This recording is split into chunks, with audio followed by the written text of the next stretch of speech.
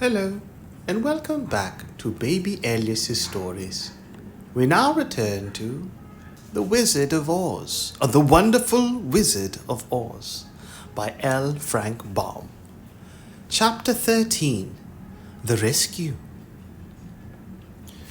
The Cowardly Lion was much pleased to hear that the Wicked Witch had been melted by a bucket of water, and Dorothy at once unlocked the gate of his prison and set him free.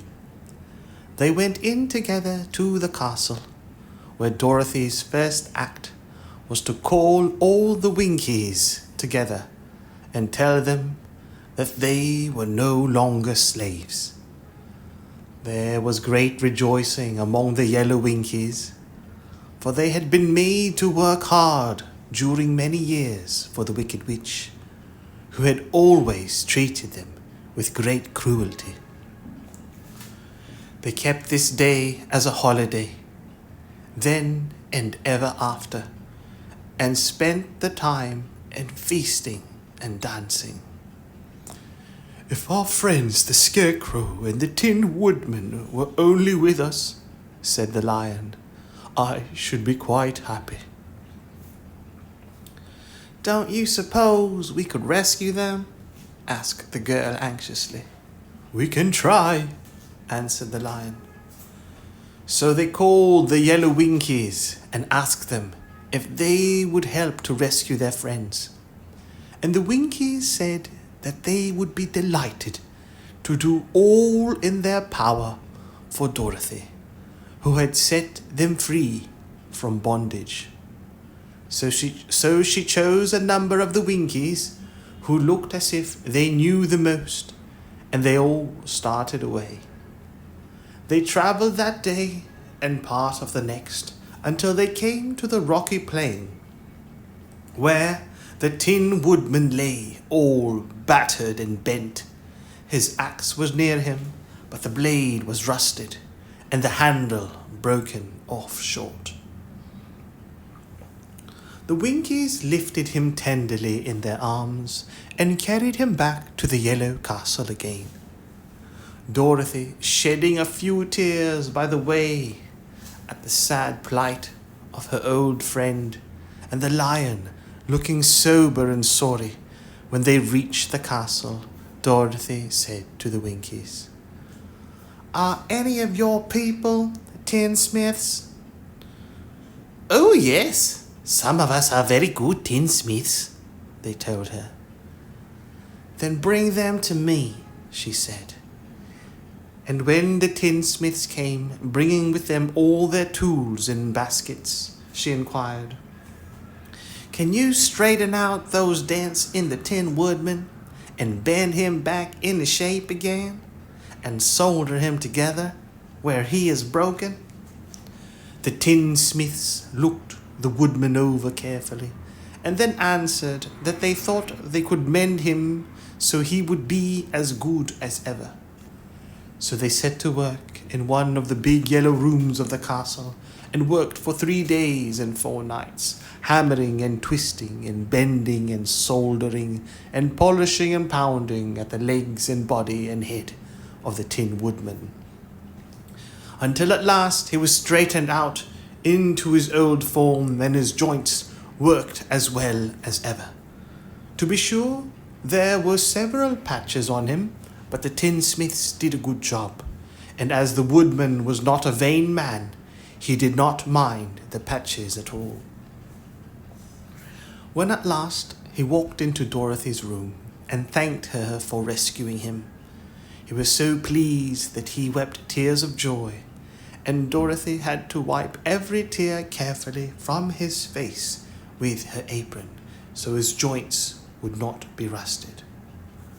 At the same time, her own tears fell thick and fast at the joy of meeting her old friend again, and these tears did not need to be wiped away.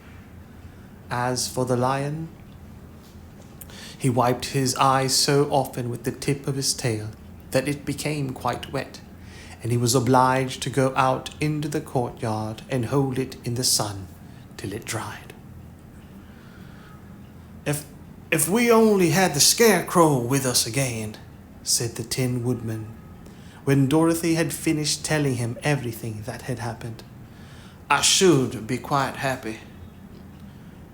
"We must try to find him," said the girl.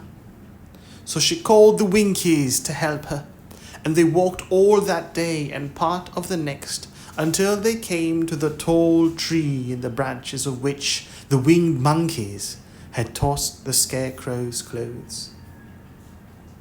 It was a very tall tree, and the trunk was so smooth that no one could climb it.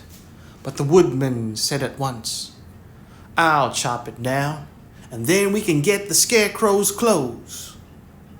Now, while the tinsmiths had been working at mending the Woodman himself, another of the Winkies, who was a goldsmith, had made an axe handle of solid gold and fitted it to the Woodman's axe, instead of the old broken handle. Others polished the blade until all the rust was removed and it glistened like burnished silver. As soon as he had spoken, the Tin Woodman began to chop. In a short time the tree fell over with a crash, whereupon the Scarecrow's clothes fell out of the branches and rolled off on the ground.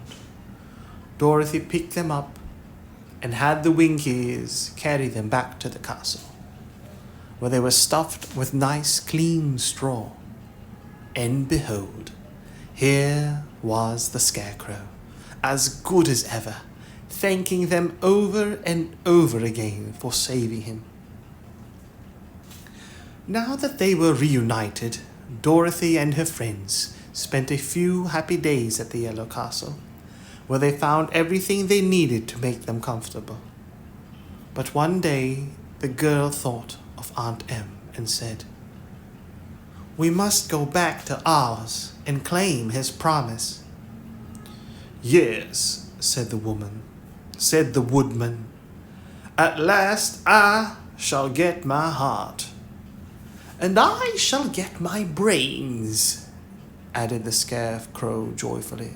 "And I shall get my courage," said the Lion thoughtfully. "And I shall get back to Kansas," cried Dorothy, clapping her hands. "Oh, let us start for the Emerald City tomorrow."